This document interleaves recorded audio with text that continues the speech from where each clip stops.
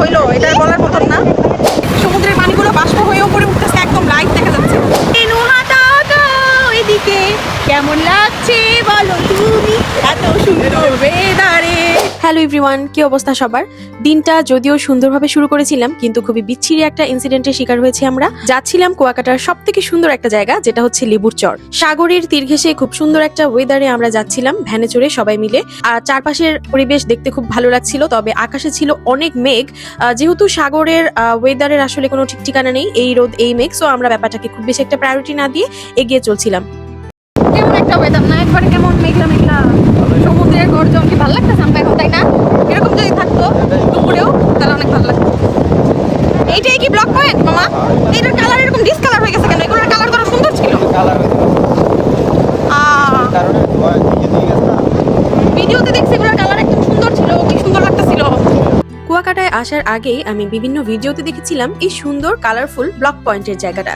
তবে আমরা যে রাস্তাটা ধরে যাচ্ছিলাম, পুরো রাস্তাটা জুড়েই আসলে এই ব্লকগুলো ছিল।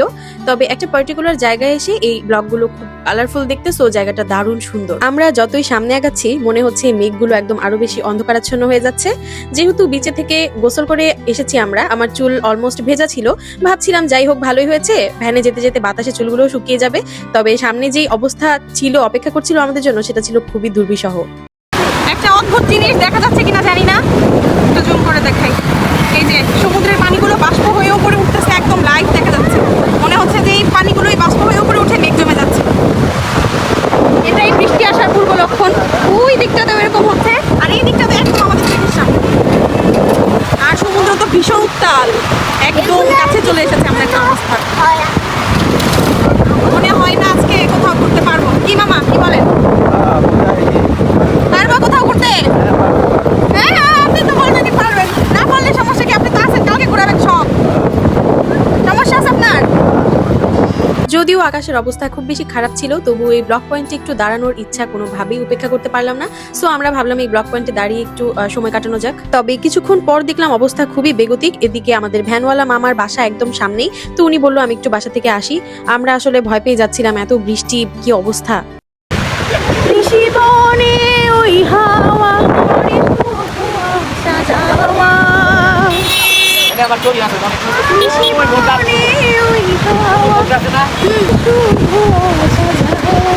হাই হাই রে নুহা তাকায় না রে নুহা তাকাও এদিকে, কেমন লাগছে বলো তুমি, এত সুন্দর ওয়েদারে।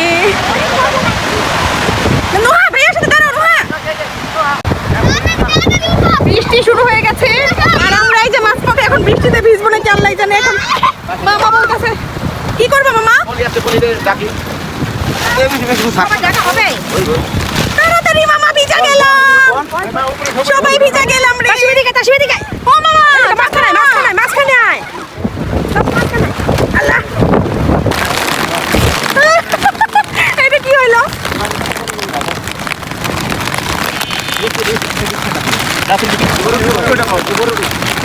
আমরা এখন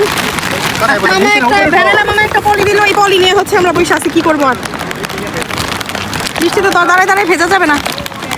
কি অবস্থা দেখেন, কি উত্তাল সমুদ্র, আর এই যে বৃষ্টি, আর আমরা পলি নিয়ে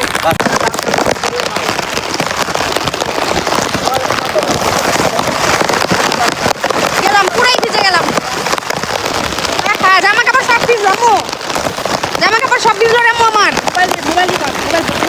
মামা আমার এই পাশে একটু দেরি, আমার জামা কাপড় সব ভিজে গেল। কি একটা অবস্থা, যাবো ঘুরতে, যাবো সানসেট দেখতে।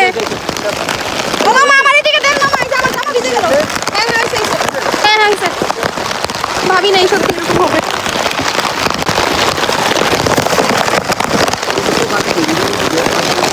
সবাই বলে নিচে বসে আছে।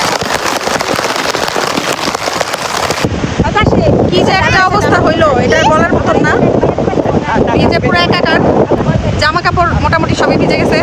যতটুকু পলিথিন দিয়ে কভার করা সম্ভব ছিল করছি। এখনও সেই সাগর উত্তাল, আবার হুট করে কখন পরে বৃষ্টি বলা যায় না। আমরা মোটামুটি অনেকখানি সামনে চলে আসছি হোটেল থেকে, এখন ব্যাক করেই বা কি লাভ, কি করবো আসলে বুঝতেছি না।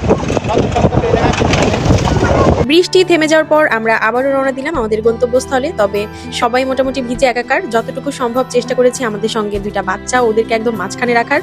যদি আমরা ছাউনি সহ অটো নিতাম তাহলে আমরা এই সমস্যাটা হয়তো বা এতটা ফেস করতাম না। তবে একটা প্রবলেম হলো ছাউনি সহ অটো নিলে আসলে পুরো সৌন্দর্যগুলো ভালোভাবে দেখা যায় না বা উপভোগ করা যায় না। এর জন্য আমরা ইচ্ছে করে আসলে খোলা ভ্যান নিয়েছিলাম। তবে এখানকার রাস্তাটা এত বেশি সরু, এই রাস্তার কাজ আসলে করা উচিত, কারণ এত সরু রাস্তা দিয়ে একটা গাড়ি ঢুকলে আর কেউ আর কোনো অটো বা ভ্যান আসলে যাওয়ার সুযোগ পায় না, সেই ক্ষেত্রে ব্লকের উপর দিয়ে যেতে হয়। তো ব্যাপারটা কিন্তু খুব বেশি ডেঞ্জারাস। আজকে আমরা এখান থেকে লেবুর চরের মেইন পয়েন্টে যেতে পারবো না, এখান থেকে যাব ফিশ ফ্রাই আর শুটকি পল্লী, এই 2টা জায়গায়।